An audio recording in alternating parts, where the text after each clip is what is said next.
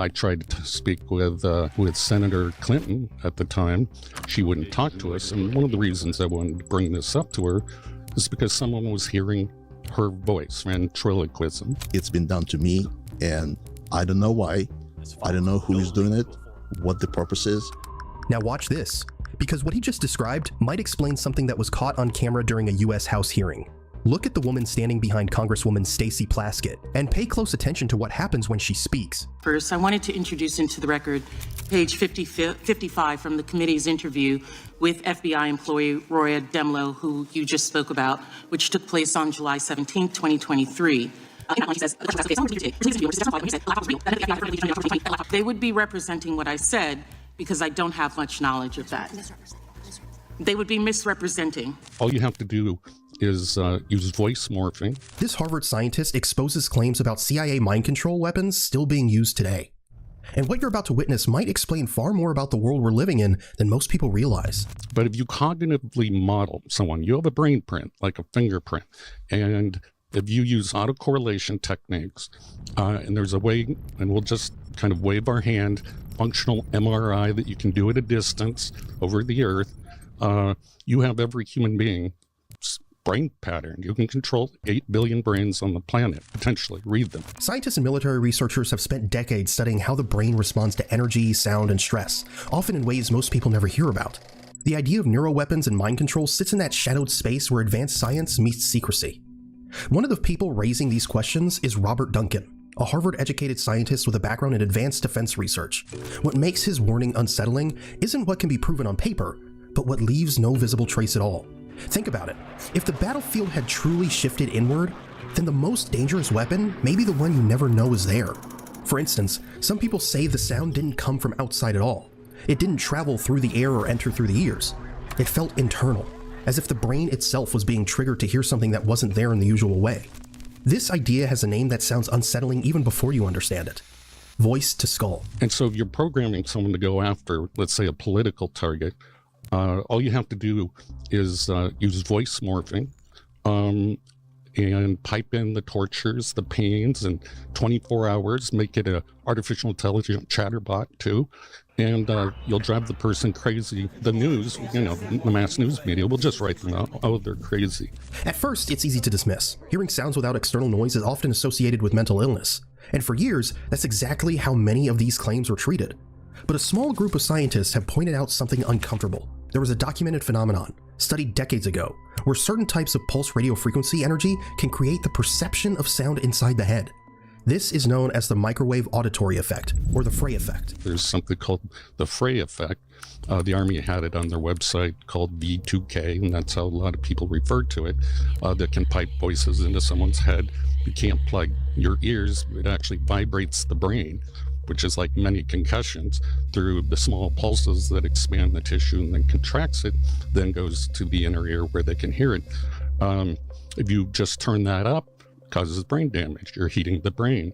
So there are a lot of ways, and a weapon, for example, that I think is reclassified now, but it was done at the University of Nevada as a non-lethal weapon that resonates the dopamine cells of your brain, producing cells of your brain, and it floods it. Now, it worked. The Air Force reclassified it. The brain can register sound without the ears even being involved. That single fact changes the tone of the conversation. What once sounded impossible now sits in an uneasy space between science and speculation. For people already experiencing unexplained symptoms, this possibility feels less like theory and more like a clue that refuses to go away. And this is where the story stops being abstract. Reports tied to what later became known as Havana syndrome describe clusters of symptoms that didn't fit neatly into familiar diagnoses. That incapacitates the adversary in a non-lethal way. Not totally non-lethal, though. If you have too much neurotransmitter in your brain, it's a neurotoxin. It'll also cause brain damage. So brain damage can occur through these weapons that are non-lethal in many different ways. People experience persistent dizziness, balance problems, headaches, brain fog, sensitivity to sound, and difficulty concentrating. These weren't fleeting complaints.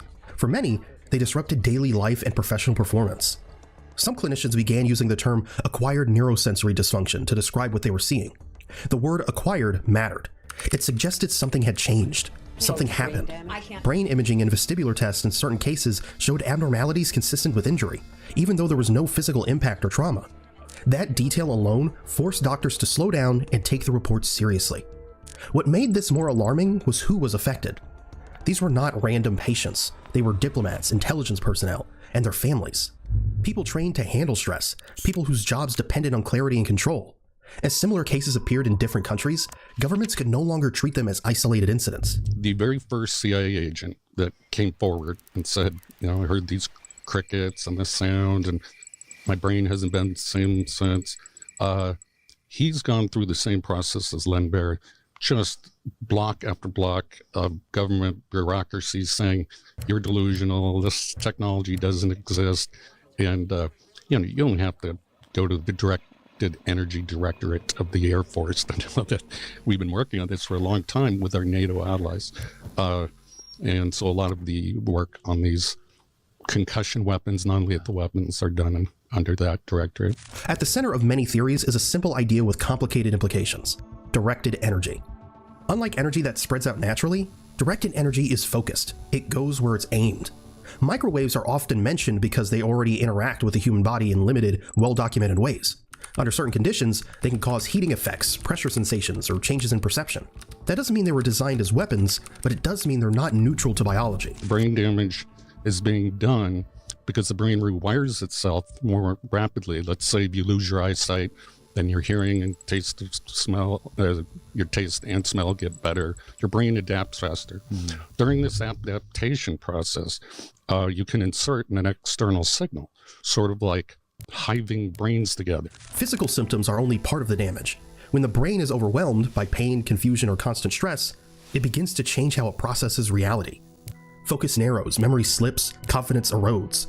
The mind starts working against itself. There's natural schizophrenia. There's a whole bunch of chemical imbalances, Right, etc. right. These weapons can actually induce and mimic all those diseases and effects. The conversations, the scripts, they're called, are always the same. Now, I've heard them all. They're slightly tailored for each individual, but they're scripts. And they're meant to confuse, the very derogatory. That's just typical breakdown. If you've ever been to boot camp, you're a worm until you're part of the team. And why would you want to break down the ego of that person? To rebuild it. So this gets into creating Manchurian candidates, split personality spies, and information couriers, people that will carry messages to other places without being aware that they're actually doing it. Cognitive overload doesn't require force. Uncertainty alone can push people to the edge. When symptoms come and go without warning, the nervous system stays on high alert. Sleep suffers, judgment weakens, stress compounds stress. Over time, the person isn't just injured, they're destabilized. This is why psychological breakdown matters in this story. Even without proving a weapon, the outcome looks the same. A person questions their own thoughts. Others question them too. Support systems strain, authority becomes harder to trust, whether intentional or accidental. The effects mirrors psychological warfare: disorientation, isolation, and loss of control. And once a person reaches that state, another question quietly follows: what comes next? Because once you can break a mind, you can also rewrite it. That fear isn't new. The idea of the Manchurian Candidate has haunted public consciousness for decades, rooted in Cold War experiments, psychological conditioning, and covert research into behavioral control. The concern was never about instant mind control, but about gradual influence, shaping beliefs, reactions, and identity under sustained pressure. They're told by the voices, the V2K. So they'll say, we're the Russian government, we're the Chinese government, we're evil aliens. The trickery really is that great when you're under hypnosis that people will believe something other than a massive government could do this. Modern discussions revive that fear in a new context. If stress, trauma, and neurological disruption can weaken a person's sense of self, then influence becomes easier. Not absolute control, but nudging behavior, altering perception, or steering decisions without the person fully realizing it. And when influence no longer feels internal but authoritative, the stakes change. Because the most powerful manipulation isn't suggestion, it's command. The moment a message feels unquestionable, resistance fades. With this comes the weapon that was never meant to be known publicly. Claims surrounding the so-called voice of God weapons take the fear even further. The idea centers on authority-based auditory influence, sounds or messages perceived as external truth, command, or guidance. not persuasion through argument, but through perceived certainty. There is a classification weapon system called the voice of God, and I've met some of these people, but they're convinced and they'll do whatever this voice tells them, and that's the dangerous part. That's another form of trickery. God wants you to go on a spree, let's say. Some people would do that. Whether real or exaggerated, the ethical concern is clear. If a person believes a message carries unquestionable authority, resistance weakens. History shows how powerful belief can be when it feels absolute. Even the suggestion that such influence might exist forces uncomfortable questions about consent, autonomy, and abuse. And if belief can be shaped in one mind, it doesn't stop there. Because ideas don't stay contained, they spread. These are often called mind viruses, not because they are technical, but because they behave like contagion. When people adopt a belief and reinforce it collectively, doubt disappears. Stories harden into truth. Whether the original cause was physical, psychological, or misunderstood, belief itself becomes a force. And once belief stops at the group level, it doesn't stay contained. It scales. It crosses borders, cultures, and screens.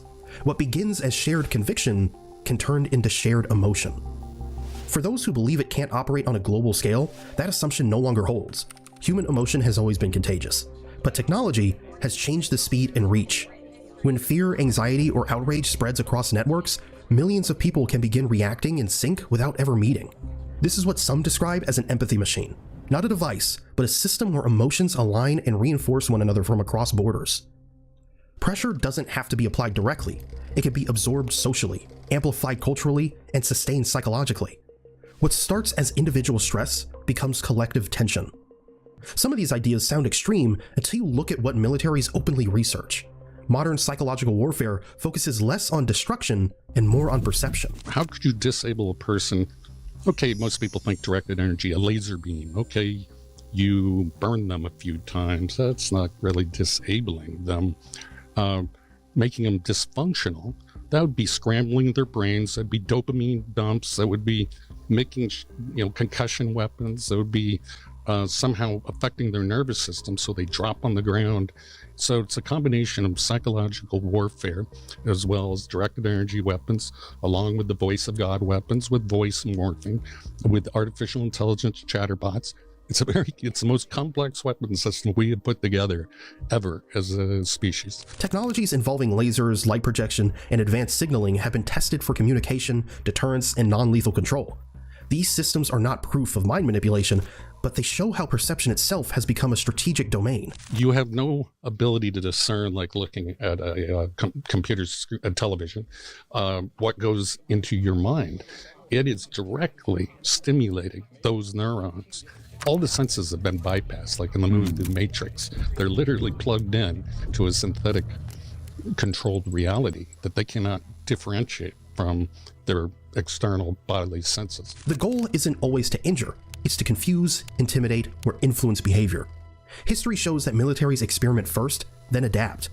What remains classified often fuels speculation, especially when paired with unexplained events. But while theories compete and investigations stall, the human cost continues quietly in the background. Behind every theory are people trying to survive their symptoms. Many seek neurological care, therapy, and rehabilitation with mixed results. Some improve, others struggle for years. What hurts most isn't always the pain, it's not being believed. I've lost everything. Victims often face long waits, fragmented care, and pressure to accept explanations that don't match their experience. Recognition matters. Support matters. Even without definitive answers, compassion can reduce harm. Maybe the real question isn't whether these weapons exist, or whether Havana syndrome will ever be traced to a single cause. Maybe the real question is who gets to decide what counts as proof, and who is expected to live with uncertainty. If something unseen can disrupt the mind, the body, and a life without leaving clear evidence, then belief becomes a kind of power, and power is rarely shared equally. So the question lingers, unresolved and uncomfortable. If these tools are real, who decides when they're used, and on whom? So, Patrick, you've now been in your role at the White House for 6 months? Is it 6 months already? Roughly, yeah. Before that, obviously, DOD. You have kind of been sucked into this, and just maybe set some context for the group here. How you got involved in digital assets, and your current role, and then we'll dive into kind of the deeper questions. Yeah, so in the immediate term, I was down in West Palm as a member of the transition, and I was managing all of the NatSec agencies. So I had Department of Defense, now Department of War. I had State Department, DOJ, the intelligence community, a number of different agencies there. And concurrently, Bo Hines, a good friend of mine, was down there on transition as well. And when David was named the AI and crypto czar, Bo started devising, this office under him that would help implement that policy, centralize it, coordinate it across the interagency in the way that we need to, because this touches on Treasury, it touches on SEC, CFTC, OC, like just the list goes on and on. And so the plan was actually for me to go into the office immediately, but in the transition, it's chaos. And, they were getting things stood up under David in the White House. And so, the DOD team asked me to be a member of their beachhead. So joined over there in the Pentagon, got sworn in about, 20 minutes after the president did. And we got to work. And I ended up getting pulled up to the front office. I started in the Office of Strategic Capital, which is, I'm the acting director of, so that's my dual hat. But for the first 4 months or so of the administration, I was actually pulled up to the front office of Research and Engineering, the Undersecretariat within DoD, responsible for handling the entire defense science and technology enterprise. Most folks know it because it oversees DARPA. Similar lane of, cutting edge science and tech, but from a defense angle. And I was the deputy undersecretary for the first 4 months until Undersecretary Emil Michael was sworn in. He asked me to rotate back to OSC and take over as the acting director. But, concurrently, I'd already been dual headed now to the White House in April. So I've been straddling both, and it's kind of, one waxes, the other wanes. Right now it's all crypto, like we were talking about a moment ago. There's not enough time to devote to both of them because they both require, 100% of effort. But we hired up on the Department of War side. A lot of folks were tracking on the MP materials deal, the critical minerals deal that the Pentagon did. That was our office. Another one, Ambler up in Alaska, Representative Begich, good to see you. And a number of other term sheets going out. So it's very exciting. The one thing I would say, and I'll shut up, is there are a shocking number of kind of overlapping areas when it comes to economic security as national security, energy resilience, all of these themes that hopefully we'll touch on in a moment. They're top of mind over at the Pentagon for sure, and they allow me in the White House role to help understand how the Pentagon's approaching it, how the national security group is approaching it, and how we can help drive those forward. Great. Needless to say, I don't have to ask you what you do in your free time. Right. If you think about the agenda that the president set forth, that the administration has been working on around digital assets and crypto, I know there's been a lot of hard work by both the administration, members of the Senate, members of Congress, the House of Representatives. And how would you say, how far along are we at this point? Are we at the 50-yard line? Are we getting close to the 10-yard line on the other side? Are we in the red zone? Where do you think we are? I feel like maybe the first quarter is coming to an end, and we're probably entering the second quarter, so still plenty more to come. A lot of the wins, too, are kind of, you got to get this in place before you can get all these other follow-on ones. So I still think we're early. I think we've got a lot more work to do. I certainly feel that way. And, it's both on the Hill, it's through the interagency, which has been somewhat, interrupted and by the shutdown. Unfortunately, a lot of colleagues on furlough right now, but I've been pleasantly surprised at how much the work has continued to pace even during this time. And if you would, as you think about what's left to be done, how are you seeing industry step up? How are you seeing different departments within the government stepping up and collaborating? Is that collaboration, interagency collaboration with industry going well? Are you seeing any hurdles there? Is there anything industry could do better to help with that? I think it's going extremely well right now. Across the interagency, there's, like any group project, people are kind of figuring out their roles and how they work together. There's that phase that happens, and I would say that's probably the first 3 to 6 months of the administration, and then folks kind of, fall into their grooves. And, when this issue comes up, we know, who's taking lead on it. And some people demonstrate that they're, very capable of driving things forward, and, others fall behind a little bit and have to give them a nudge. But I would say the overall team dynamic is very, very strong. I still meet with industry regularly as some different issues pop up. The themes change with market structure right now being, a top priority of our office. I feel like those I've talked until I'm blue in the face about the same issues, but as we chatted about a moment ago, at least the issues are crystallizing and you can figure out how to address them and try and, get it across the finish line. multi-touch in phones. They had these ideas in the 80s for multi-touch, but it took 2 decades of fundamental R&D and material sciences to get to a point where Steve Jobs could pretend he invented it, and say, hey, here's the iPhone, and now we can do the pinch and all the other things. So that's the cool part. Good technologists, they always have one foot in the research side, and they are very connected to the labs and the universities, and they see what's on the horizon, and they have one foot in the right on the bleeding edge of commercialization. And if you bet too early, you don't really get a good experience out of it, and then the imitators come in and kill you. If you bet too late, you're the idiot. There's always the 3 I's in business. There's the innovators, the imitators, and the idiots, and they're very close together. So you're MySpace, you come out, you're the innovator, right? But you take a lot of arrows and you make a lot of mistakes. And then the imitator comes in, the Facebook, and they take your lunch and eat everything. And then people came after Facebook, they were the idiots. They weren't able to build was it Google Plus or Google Circles or whatever it was. They failed miserably, even though they had the network effect of Google and these types of things. So it's very much the same when you look at emerging technologies. You're like, where are we at? Are we the innovator? Not really. There's other people that do synthetic biology. But, we're just leaving that phase, and now we're in that second generation, and we think that there's a lot of there. And if we're successful, there'll be tons of idiots that come in and they try to do things, but we already have all the right business model. And that's what keeps it fun. Steve Jobs did this with AI. There was a DARPA program called CALO in 2003 to 2008. It was cognitive assistant that learns and organizes. And he literally got weekly reports on the things that were happening there, because the guys who were running it were the guys who ended up creating Siri. So they were basically talking about this idea of an intelligent agent, and this is in 2003. DARPA's always ahead of the game. There's this intelligent agent that would basically know everything about you, and it'd be your companion. You talk to it, and it's like a personal assistant, and say, hey, read all my emails. Which ones should I review? Which ones should I delete? I'll do this. Well, obviously it was fantasy. They didn't have the technology there, but the guys learned enormous stuff, and they spent hundreds of millions of taxpayer dollars to de-risk all this technology. So the minute that they finished, they went and created a small company called Siri, and then Steve instantly bought them and brought them into the guts of Apple. So he was watching that, and he knew roughly when to invest to bring an intelligent agent in. And every great entrepreneur has developed that sense. It's the same for when you look at Larry Page at Google, or you look at Satya Nadella at Microsoft today. He just knows when to cut it, when to invest in it. Wow. When do you think that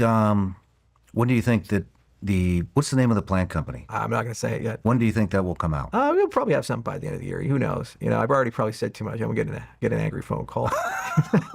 All right. It's like Inglourious Bastards. They're going to chew me out. We'll move on. I do have a random question. You brought up quantum computing, and I wanted to get to this in a little bit, but we'll do it now since you brought it up. I mean, does quantum computing, would that make cryptocurrency irrelevant? No. So basically, how a quantum computer works is it's an augmentation of classical computing, not a replacement of it. So the way I like to explain a quantum computer is, imagine that you meet a really hot girl, and she wants to give you her number, but she's kind of a bitch. So she's like, all right, I wrote my number in this library over there inside one of the books. You walk in the library, there's millions of books, and you're like, oh, fuck you. So she's legit. She wrote her number in there, but how do you find the number? So a classical computer, how that would work is that you would just start at one of the bookshelves, you take each book off, and you flip through all the pages and see if you find the number. Now, if you want to speed it up, there's 2 ways you can speed it up. You can speed it up sequentially, meaning that you speed up the rate at which you flip through the books, or in parallel. And in parallel, you get your friends to go and help look through. So maybe you have 5 guys come, so you and 5 other guys are flipping through books. Now you have 6 cores running. And if you want to sequentially, that's your clock rate, you speed it up. So for a long, long time, since the 30s, when we first started talking about these things, to today, that's been the paradigm of computing, is either speed up the clock rate or make it more parallel and find algorithms that can do that. Quantum computing is fundamentally different. What it does is it says, okay, here's what we're going to do. We have 3 things. We're going to do superposition. So instead of looking for the books, we're going to have this magical way of taking all the books off the shelves and put them in a superposition state. And then we have interference and entanglement. And these properties allow us to, relatively speaking, know the location, the rough location of where that book is. Then we'll put them all back on the shelves, but the area that has the number, we're going to pull those books out slightly.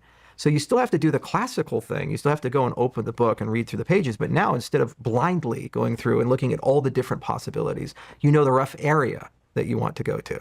So you go over there and you pull that book off, and lo and behold, the number's there. You're getting laid. Congratulations. Life is good. So that's quantum computing in a nutshell. And if you look at a lot of things that we do, you are trying in computing to stumble upon the right answer.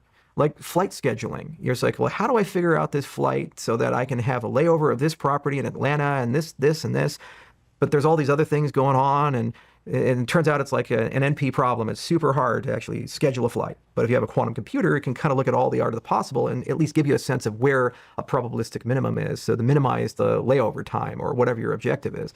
Or in the case of large language models, so like ChatGPT or any of these AI things, what you'll do is you'll say, okay, well, there's outputs that come out of these models. Well, which one of the outputs is the right output? You'll ask it a question. You'll be like, I need to know, I'm going to be in DC for the weekend, and here are all my parameters, and I'm looking for a good restaurant, and which one's a good one? And so they'll have maybe 50 recommendations that come through. And some are obviously wrong, like one's in Virginia or one's in Maryland or something, and one's really in DC, but it's too expensive or something like that. So ordinarily what you'd have to do is you'd have to create some sort of system that's intelligent to look through all those different things. And a human being has to write that in program, or you personally have to look at the outputs and say, oh, that's wrong, that's wrong. With a quantum computer, you basically get to look at all the outputs, just like all the books at the same time. And then it can show you which one of those answers is right. Remember, it could be millions of them. It's the qubit range. And so, once you start getting up in qubits, you can do this arbitrarily many. And so what this does is it gives you the ability to have a large language model that's exponentially better than a large language model that we have today. And it gets really crazy when you start stacking modalities. Like Microsoft has a technology called MatterNet. And it's a simulation framework. It's almost like Reality Builder, where you just tell it what properties you want. Like, I want a battery, and I want these properties, and it basically gives you a recipe for how to make that molecularly. But the problem is that the simulation breaks down after you start modeling maybe 20, 30 electrons. So with a quantum computer, it doesn't have that limitation. You can look at many, many, many different bonding paths and things. So it literally can print out how to make that material. That's magical. And so you could start talking about, like, let's say I want a Black Hawk helicopter, and I want the skin to have what's called a negative refractory index material so it can go invisible, and I want it to be light but super strong, and I want it to be self-healing, so if I run an electrical current, the stress fractures heal themselves so I don't have to replace the airframe. And then also I want it to be non-Newtonian so that it's soft, but when it gets hit by a bullet, it gets super hard, like a football helmet or something like that. And it'll tell you literally the recipe for how to make that strange exotic alloy, with all these different properties. You can't do that with a classical computer because there's too many possibilities, and it's like a library with more books than the time in the universe to look at. But with a quantum computer, it can look at all of them at the same time. So it'll tell you the path to get to that and the specific recipe. Because right now how we figured out is just math and trial and error. You go to a lab and you kind of do some stuff and you think, I think it's over here, and then you do a bunch of experiments until you stumble across the material. And everything works this way. Like this microphone, what would give it the best sound? Or like a battery, I want it to have a high energy density, and I want it to be very light, and I want it to charge really fast, and I want it to be recyclable and be made out of non-rare earth materials because China owns all those and they're screwing us. Like, I want to be able to make it domestically in America. That's a very rare intersection point of trade-offs. And so what material would you need to be able to do something like that? So when you blend these two things together, it's just going to create a golden age. We're going to be able to do things that are incredible. The DARPA scientist who was warned to stay silent. The crossover to HBAR, DAG, QNT, and Canton. Consider smashing that like. Let's jump back into what we have covered. So for one, you saw a couple video clips, to say the least. We're going to circle back to basically Patrick J. Witt. He is basically the President's Council of Advisors for Digital Assets. Now, it's important to highlight some key things with it, and then I'll give you a comprehensive breakdown of how we tie everything into things like Hedera with HBAR, Constellation DAG, Quant with QNT, and of course, even Canton. More importantly, what happened with Canton recently, yes, recently, just a few weeks ago. So let's take you over to what I have. It's from cto.mil, and again, an emphasis back on Patrick J. Witt. So pull this up. It's this particular document, and if anything, we're going to get into it all. It's only one of one, but you see here, it's his leadership biography. I've shared him before in some other outlines, but one thing I want to point out for today is that Patrick Witt is part of the whole idea of performing the duties of the Deputy Undersecretary of Defense for Research and Engineering / Deputy Chief Technology Officer. Mr. Witt is currently performing the duties of the PTDO, the Deputy Undersecretary of Defense for Research and Engineering. In this role, he assists the Undersecretary and Chief Technology Officer in managing research, development, and prototyping activities across the Department of Defense enterprise. He also helps oversee the activities of the Department of Advanced Research Projects Agency, which is basically DARPA. And obviously, we got a lot of highlights when it comes to DARPA. So again, establishing some things here. He's also part of the Missile Defense Agency, the MDA. He's also got this whole thing of the Defense Innovation Unit, among many, many others. But here's something I want to focus on. He is also part of the DoD Laboratory and Engineering Center Enterprise and the Undersecretariat staff focus on developing advanced technology. Think about that. And a capability for the United States military. Now, if you know about things like Constellation DAG, you know how they have a lot of things connected to defense, right? I covered also, obviously, HBAR and the key things when it comes to defense. But where the case be, Witt previously served as Deputy Chief of Staff of the United States Office of Personnel Management during President Trump's first administration. He helped lead a workforce, et cetera, et cetera. He was also part of McKinsey & Company, which I think is really interesting. And on top of that, graduate of Yale and Harvard Law School. And if you happen to have not seen my outlines on Arthur Brito, among a few other things that we got really deep into, you might want to check out my end screen video that will take you over to that deep dive. It's a solid outline. All right. So for one, establishing a little bit more on Patrick Witt, we see here from the United States Department of War, formerly performing the duties of the Deputy Undersecretary of Defense for Research and Engineering and Deputy Chief Technology Officer. Again, some of the duties kind of sharing more of his background, but more importantly, another source officially right here. All right. Now that we established some key things in regard to his role, and again, obviously what you saw in the interview, I don't know if you remember earlier, there was an intro that specifically mentioned how he's 100% into the whole thing of basically like crypto, right? Digital assets and so on. Again, you'll see why we go so deep with some of this stuff. So for one, I want to highlight this other key document, and let's pull this up. This one is called Commodity Deep Learning Technologies, basically the support of some of this, right? Well, basically speaking, you see blockchain applications for federal government. And what's important to highlight here, again, is quite a bit of it. So this is a 60-page document. I won't get into all 60 pages, but right here, Cybersecurity and Information Systems Information Analysis Center. As I have pointed out numerous times, even when we get further into everything, guys like Gilbert Verding, right, has a robust history of cybersecurity, 20 plus years. And it's not just Quant Network obviously being part of this. It's obviously HBAR, DAG, Canton. Here's something I want to really point out for you to understand. It's the fundamentals of it all. Page 4 of 60 points out the Cybersecurity Information Systems Information Analysis Center, the CSIAC, is a United States Department of Defense sponsored organization, I should say, of the Defense Technical Information Center. It's operated by a thing called Service Engineering Company under this specific contract, and is one of 3 next generation IECs transforming the Department of Defense program. Okay. If you're not aware of it, the CSIAC serves as the United States National Clearinghouse. Think about this, clearinghouse for worldwide scientific and technical information in 4 technical focus areas, which includes cybersecurity, knowledge management, and information sharing, modeling, simulation, and software data. That's important because, you know, how many times have we just covered numerous topics when it comes to who's really connected to the automated clearinghouse, who's connected to things like, you know, partners, NACHA, et cetera, et cetera. How many times we cover this with things like Zebek and especially Stronghold, right? Taking a little bit more into this and why it matters, it's again back to the documentation, because when you get into it, you see specifically speaking the findings. And in the findings on page 37 to 60, it points out specifically Defense Advanced Research Projects Agency, DARPA. Now, keep in mind, in 2019, there was a publication that was done. And I find it incredibly interesting that DARPA looked into the digital modernization strategy of how blockchain state is an important technology for development, particularly for secure data storage and transmission.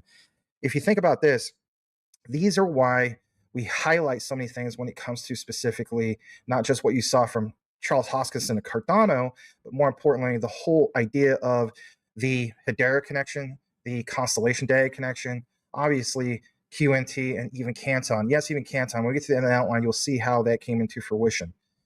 A little bit more about this and why it matters to you. DARPA is cited as, quote, starting to experiment with blockchain to create a more efficient, robust, and secure platform using a blockchain protocol that will allow personnel from anywhere to transmit secure messages or process transactions that can be traced through numerous channels of a decentralized ledger. Evidence of this development is given by a 2017 DARPA award, which is called ITA-MCO, which is a privacy app developer to develop the cybersecurity architecture for secure messaging application based on the company's existing crypto chat application. Think about that. We might have to investigate that more. With added blockchain, and let me go to this part right here, technology. Furthermore, the report states that DARPA is attempting to develop an unhackable code. Now, if you think about this, unhackable code, back to what you just saw from Charles Hoskinson of Cardano when he was addressing literally like quantum computers. And if anything, when we look into the documents here, think about trying to wrap your mind around the whole thought and the importance moving forward, whether it's 10 years from now, 20 years from now, 30, et cetera, that we need to be quantum resistant, because this could be made possible with what, like you see right there in the document, with blockchain. Let's get into just a little bit more on this whole thing. DARPA is also working on other blockchain initiatives with diverse focuses, including researching the potential effects and threats posed by blockchain-based cryptocurrencies. Notice how they don't just say one, plural. And basically, it's the whole thing of mapping the impact of digital financial assets. Award to Inca's digital government contracting division, which is called Inca Digital Federal. DARPA is attempting to gain insight into how digital currencies might be used for money laundering and to finance. Obviously, I can't say this too loud all the time because YouTube has a fit, but that thing starts with the T, organizations and activities. Inca Digital will aim to develop a cryptocurrency mapping tool to better understand how cryptocurrency is being used, transferred, and exchanged. Now, I just want to mention this. I know that this is not the Canton section of the outline, but if you think about, by definition, what Canton's even doing, right? They have what? A global synchronizer. Right? And a lot of the emphasis in this outline, as far as the document so far, is about privacy. We know about Canton, it's something they kind of specialize in, but obviously everybody here is not necessarily competing with each other, is complementing each other in an interconnected world. But again, kudos to Canton, because we know their role when it comes to privacy, things like zero knowledge proofs. And again, think about the terminology when it comes to the whole idea, and we'll pull this up again, the whole idea of mapping the impact. Okay, so when I think of mapping and I think of all these things about developing some of these specific things in the terminology, I think of Canton with the global synchronizer. All right, let's jump into another key thing I want to point out as well. I think this is very, very important. Maybe you've never seen this. Let's check out this document as well. We see here, basically speaking, White House response for November 2023. Okay, it's a 4-page document. Hedera basically wrote on November 9th, 2023, they wrote to Kemba E. Walden, acting National Cyber Director at that time, Office of the National Cyber Director, ONCD, and the Executive Office of the President at that time, at that particular executive building. And basically says, Dear Acting National Cyber Director Walden, Hedera Hashgraph, also known as the Hedera Council, the multi-stakeholder governing body of the open source public distributed ledger built on the Hashgraph algorithm, known as the Hedera Network, is pleased to submit this response to the White House Office of the National Cyber Director. Notice it's the National Cyber Director, Cybersecurity Infrastructure Security Agency, CISA, National Science Foundation, the NSF, Defense Advanced Research Projects Agency, DARPA, and Office of Management, as well as all these other ones, right? We appreciate the opportunity to engage in this dialogue with the administration to share insights on open source development, memory-safe programming languages. Okay, so back to that whole thing that you saw on the previous document about languages, et cetera, et cetera. And like it says here, and vital risk mitigation measures. As an enterprise consortium, again, think about Hedera, right?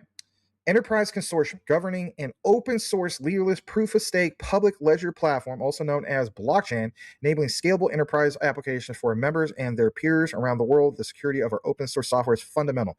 But again, pitching this to who? DARPA. Okay, that's important to recognize this.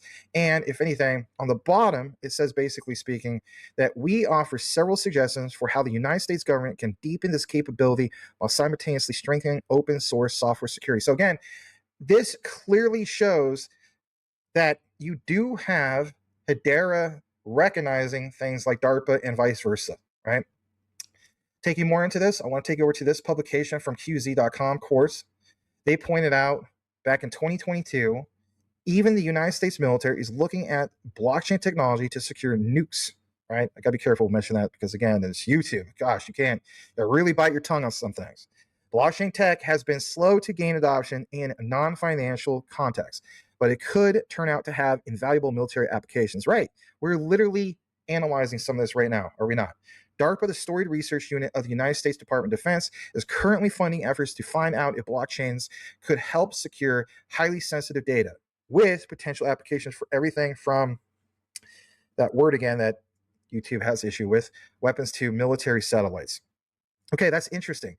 And again, even an honorable mention to things like, obviously, like VAST, SpaceX, and so on. For all we know, moving forward, they could choose to dip their toe into that. You never know, right? All right, a little bit more I want to point out, and that basically is, we're going to jump into this next particular thing. And before we do so, I'm going to just get into some of my notes. So in my notes, I want to point out some key things that I found. So for one, it was Andrew Aitken. Now, the reason I wanted to point that out with him is I wanted to share literally who wrote this, okay? So let's pull that up on the screen. And if anything, I think it's right here. Yeah, let's pull that up. This is good stuff. So as we pull up this document again that we just shared, you see here at the very, very bottom, important to share these things. This person was basically Andrew Aitken, Chief Open Source Officer of Hedera Hashgraph. And again, like it says, we welcome the opportunity for further dialogue regarding open source security and how the Hedera Network open source community can basically how they can collaborate with the administration to foster the long-term sustainability of open source platforms that enable enterprise application for both the public and private sector. Again, sincerely, Andrew Aitken, I don't know how to pronounce that, but nonetheless, him. And of course, he is part of Hedera Hashgraph, and again, Chief Open Source Officer. Now, again, why would I want to point out some of these specific things? Well, now we'll come back and frame in regards to the notes. Here's why. Andrew Aitken is a former Chief Open Source Officer at Hedera, but now basically he's an Executive Director at the Center for Rural AI. And you can look more into that if you choose to nerd it out. But basically speaking, his career has focused on open source strategy and business consulting, and it did in fact include, number one, the founding Alliance Group. That's not with an A, it's called OLLIANCE Group, okay? Basically, at the time, he advised clients like the United States White House, IBM, Intel, Microsoft, and Lloyds Bank on open source initiatives. I think that's important to point out. Why is that so? For one, he's another key person that has a plug to the White House. It's not just obviously what we shared earlier when it came to specifically Patrick J. Witt, but it's also understanding that there's key players like this gentleman. And again, understanding that he has clients like IBM. IBM is part of the Hedera Council, formerly known as the Hedera Governing Council. We have Intel, we have Microsoft, and there's also Lloyds Bank. And then when we get into the whole part of Canton specifically, you will see why I included Lloyds Bank. So for one, let's share some other key detailed information. And I want to get back into the whole idea of things like quant. Why do I want to do that? Well, basically speaking, when I got into some of these documents, I said to myself, it's interesting to see terms like gilts get brought up. And I covered gilts in the past when it comes to all this, but there's a key connection when it comes to it all. So for one, I've done some outlines in the past. Shout out to Channing. Give him a follow over at King Channing. But we covered in the past in the collaborations the whole thing of Great Britain tokenized deposits. And the reason why it's important to basically share that as well is because it's called the GBTD. And in a nutshell, if you're not aware of this, basically, UK gilts are, by definition, British government bonds. Quant does not directly handle or do UK gilts in the sense of, for example, issuing or managing them, but it's technology, right, through the overledger and so on. It indirectly relates through tokenized finance pilots. For one, the GBTD, tokenized deposits, have initiatives where basically Quant powers the infrastructure, okay? The use cases include linking tokenized commercial bank money to specifically tokenized assets for settlement. And here is an example. It would be like wholesale bond settlement or digital fixed income markets. Now, one thing I do want to point out is that basically Quant positions its QuantNet, which is a new product that came out not that long ago, right, in 2025, with the Overledger, as basically enabling connectivity to tokenized assets. So again, if you listened, it didn't skip around this outline, all this will make sense, because basically speaking, this will include the potential integration with gilts and future digital markets. And that is definitely worth pointing out. Now, to take you over to this example about the Lloyd's connection. For one, here it is. Let's pull it up on the screen. Straight from the Quant network, September 2025, not that long ago, Quant was in fact selected to deliver infrastructure for UK's tokenized sterling deposits. And more importantly, what you see here in the report gets interesting because basically it mentions that our involvement underscores Quant's leadership in digital finance as we work alongside UK's leading institutions to build the infrastructure powering tomorrow's economy. But there's 3 transformative use cases that will be tested, at least at that time. Online marketplace payments. Again, if you went back to those documents I just shared from basically whether it was Hedera or whether it was from literally Patrick Witt, there's a lot of names, right? There was a lot of mention about specifically marketplaces and how DARPA was looking into that. So that matches up. Programmable payments designed to reduce fraud and boost confidence between buyers and sellers. Remortgaging processes, streamlining property transactions, improving transparency and mitigating some of that. And then the last part, wholesale bond settlement, accelerating clearing and settlement of digital assets. Again, think about what you saw from DARPA when it came to specifically what? The automated clearinghouse. Does that not add up? And you see here, this will be done through instant delivery versus payment with a single pool of liquidity. That's important to recognize that. We know that Quant Network can basically tap into the XRP ledger. Again, this is understanding that it's not about competing with each other. It's having complementing technologies that all come together for an interconnected world, smashing down the wall gardens and silos and having a real true what is referred to as Finternet. I don't know if the world moving forward will commonly use some of this terminology. Maybe they'll change the name in the future, but that's what they're looking to accomplish, everybody, is going from the age of Google with the Internet of Information to this new era of a financial internet, aka the Finternet. Now that we shared some of these key things, I want to point out some of this, and that is basically speaking this page as well. I've shared this before, and I think it's important to share it again. Quant and R3 were selected as technology providers for the UK's regulated liability network. As I point out here, I want you guys to see, basically speaking, why we put so much emphasis on things that get overlooked. And that is, of course, Lloyds Bank. Because if I'm going to talk about basically people from Hedera who obviously have had clients when it came to specifically like Lloyds and so on, again, it's the correlation of Hedera with DARPA, the key person that I highlighted earlier when it came to specifically Andrew Aiken, and again, the whole connection to DARPA, et cetera, et cetera. As we get into this, you see in the document, specifically speaking, where it mentions participants in the UK include Barclays, Citi, HSBC, Lloyds Banking Group, MasterCard, NatWest, et cetera, et cetera. Again, emphasis will be on Lloyds. Even in the tags, you see Lloyds Banking Group. And again, the whole connection, obviously, with who? Quant Network. That is important to point that out. The other thing I want to jump into is basically recognizing some other key things. What am I going to refer to? Well, back to my notes on this one again. And it's the whole thing of, again, IBM being part of Hedera's governing council. That's so important because IBM, it joined back in 2019. And it remains a member based on recent reports, even in today, 2026, where it frequently listed alongside other prominent members like Google, Dell. Remember those commercials back in the day? Dude, you get a Dell, right? And the newly added FedEx. That's important to recognize because, again, shout to people like Channing, shout to people like, obviously, Ryan Solomon and Gen Infinity. A lot of people already reported on it, but basically, if you didn't see it, global logistics leader FedEx has in fact joined the Hedera Council. And you will see in my example how we make sense of it all, even with Quant Network.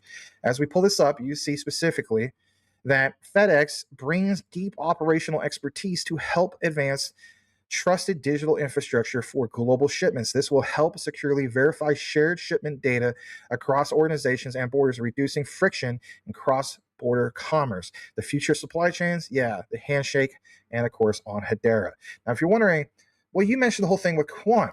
Here's my brief snippet to make it real fast and easy. I share this in the community. You think would get a lot more views than that, but that's okay. It will age very, very well. I said Paolo Tasca, co-founder of Quant Network, QNT, and former co-chair of Treasury Management and Token Economics Committee for who? Hedera. And as you see here, what does the over ledger have integration with? FedEx. So you see how that all comes together. And like it says here, what do you want to automate with over ledger and FedEx? Oh, I don't know, maybe over 3,000 AI agents, smart contracts, other apps in seconds. Why am I highlighting this? Because King Solomon, aka Ryan Solomon, point out FedEx just joined the Hedera Council. Digital transformation of supply chain is inevitable. And he wasn't the only one. Channing as well. Shout out to Channing, right? On top of that, why do I post some of this stuff? Because sometimes this is all people want to see. They just want to glance over this to see this. If you were to go to Paolo Tasca's background, you see basically what? He was part of the Quant Network for 1 year and 6 months. He was a co-founder and advisor. And on the next page, what does it also share? Paolo Tasca, co-chair and treasury management of Token Economics Committee for 2021 to 2024, 3 years and 3 months with Hedera. And he still, to my knowledge, has a role with London School of Economics, and I believe he's also with University College London, right? He's literally a blockchain DLT professor. I mean, this guy, wow, very impressive resume. All right, I did promise the Canton side of things. We're going to pull that up as well. We see here, recently speaking, Lloyd's Banking Group highlights this, and it's good to recognize this, okay? So for one, I want to point out Lloyd's and Archax complete UK's first public blockchain transaction using what? Tokenized deposits. This was reported back in January 7th, 2026, so not that long ago, right? I said a few weeks ago, but in reality, a little over a month ago. Who's counting? Just me, right? But there's probably another person counting. That's okay, too. There's always that random guy, old news, man, old news. Well, hey, as long as it makes sense, that's what counts, right? If it's new or old to you, that's okay.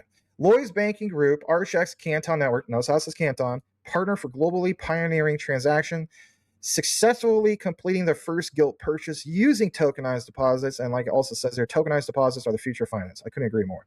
A little bit more about this.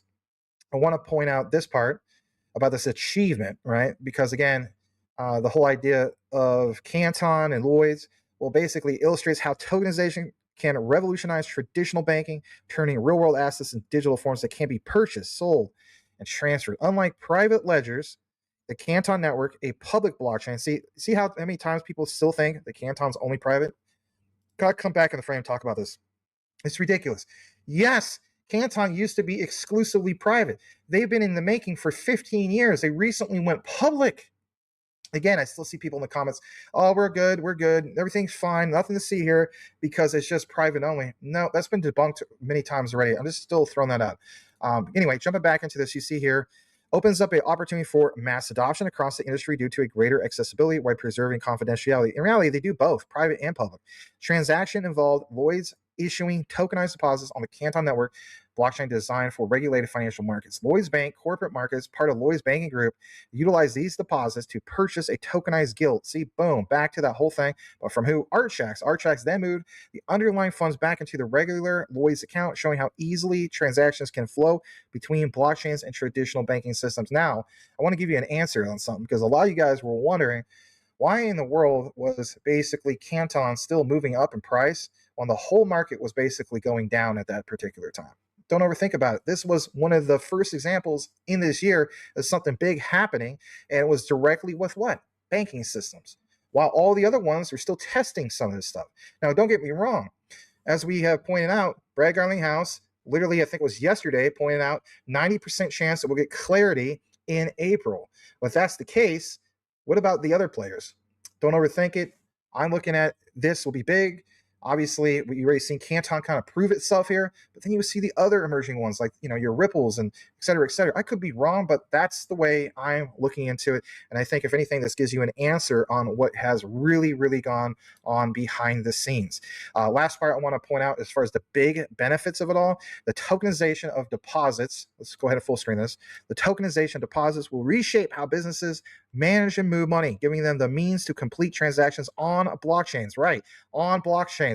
Again, you have to have the interoperability even between legacy systems, but whilst at the same time retain the benefits of traditional deposits, like I just mentioned, including the ability to earn interest and maintaining regulatory security. Again, that point about earning interest, you wonder why we're in all this deliberation. Boom, there you go. That's why. There's additional Benefits, I'll just read this part real quick. Increase utility, tokenized deposits give businesses the ability to access and trade a wider range of securities, both on blockchain networks and through traditional markets using the same cash asset.